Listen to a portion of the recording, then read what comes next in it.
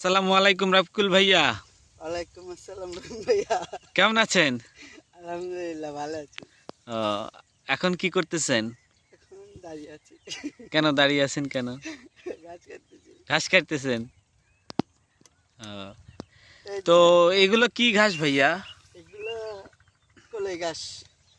এগুলো কলই ঘাস। আচ্ছা, দর্শকরা তাহলে এই ঘাসগুলো কিভাবে আবাদ করবে?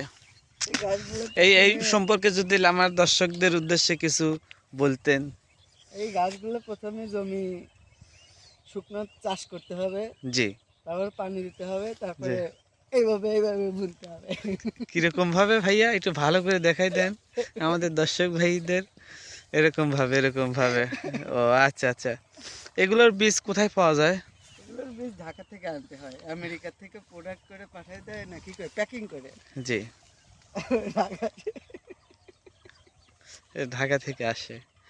ও আচ্ছা আচ্ছা, আপনি যে পাশের জমিতে দেখতেছি, এগুলো কি ভাইয়া?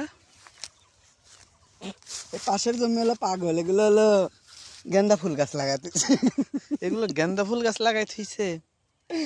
আর এই যে জমির মধ্যে দেখতেছি আর এগুলো অনেক হলো গোলাপ ফুল গাছ।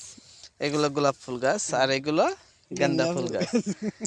আসলেই মনে হয় জমিওয়ালা পাগল, কারণ এই ঘাস জমির মধ্যে যে অনেকগুলো ধানের লারা দিয়ে থইছে, এগুলো তো আসলে ঠিক না। পাগল।